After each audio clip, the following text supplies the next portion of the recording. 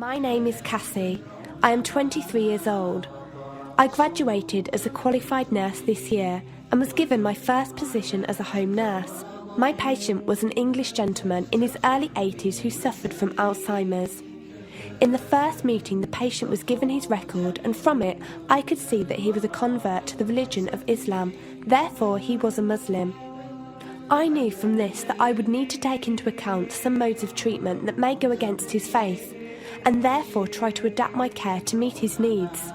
I bought in some halal meat to cook for him and ensured that there was no pork or alcohol in the premises, as I did some research which showed me that these were forbidden in Islam.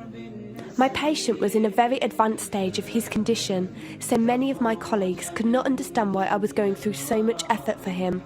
But I understood that a person who commits to a faith deserves that commitment to be respected, even if they are not in a position to understand. Anyway, after a few weeks with my patient, I began to notice some patterns of movement. At first, I thought it was some copied motions he'd seen someone doing, but I saw him repeat the movement at particular times, morning, afternoon, evening. The movements were to raise his hands, bow, and then put his head to the ground. I could not understand it. He was also repeating sentences in another language. I couldn't figure out what language it was as his speech was slurred, but I know the same verses were repeated daily. Also, there was something strange. He didn't allow me to feed him with my left hand. Somehow I knew this linked to his religion, but didn't know how. One of my colleagues told me about Pal Talk as a place for debates and discussions. As I did not know any Muslims except for my patient, I thought it would be good to speak to someone live and ask questions. I went on the Islam section and entered the room True Message. Here I asked questions regarding the repeated movements and was told that these were the actions of prayer. I did not really believe it until someone posted a link on the Islamic prayer on YouTube. I was shocked. A man who has lost all memory of his children, of his occupation, and could barely eat and drink, was able to remember not only actions of prayer, but verses that were in another language. This was nothing short of incredible, and I knew that this man was devout in his faith, which made me want to learn more in order to care for him the best I could. I came into the Pal Talk room as often as I could, and was given a link to read the translation of the Quran and listen to it. The chapter of the bee gave me chills, and I repeated it several times a day. I saved a recording of the Quran on my iPod and gave it to my patient to listen to. He was smiling and crying, and in reading the translation I could see why. I applied what I gained from Pal Talk to care for my patient, but gradually found myself coming to the room to find answers for myself. I never really took the time to look at my life. I never knew my father. My mother died when I was 3. Me and my brother were raised by our grandparents who died 4 years ago, so now it's just the two of us. But despite all this loss, I always thought I was happy, content. It was only after spending time with my patient that I felt like I was missing something. I was missing that sense of peace and tranquility my patient, even through suffering, felt.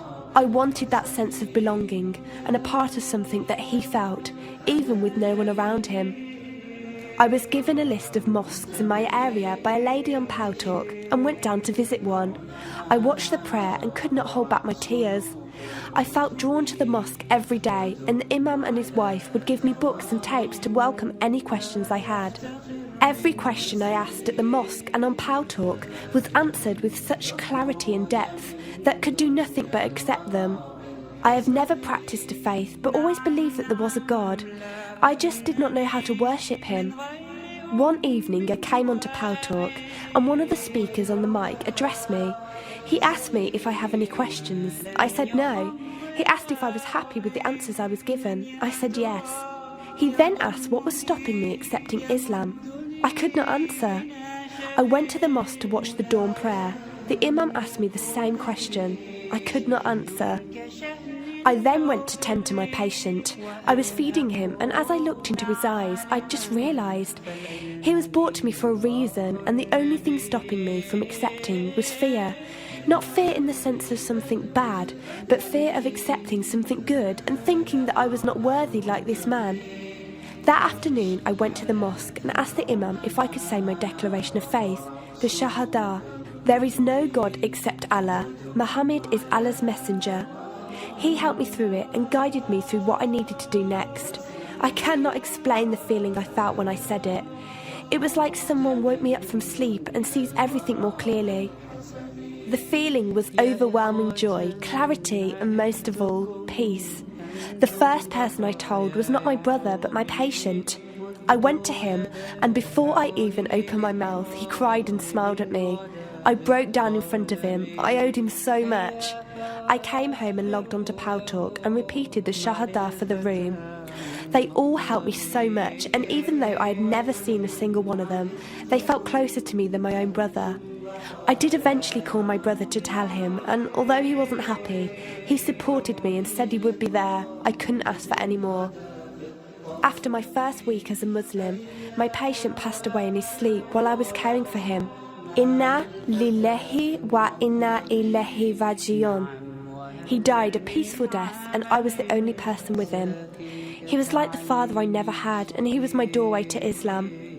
From the day of my Shahada to this very day, and for every day for as long as I live, I will pray that Allah shows mercy on him and grant him every good deed I perform in the tenfold. I loved him for the sake of Allah, and I pray each night to become an atom's weight of the Muslim he was. Islam is a religion with an open door.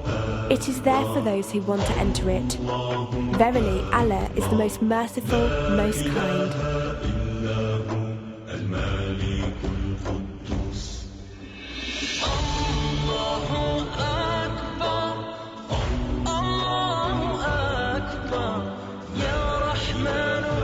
ارحم ضعفنا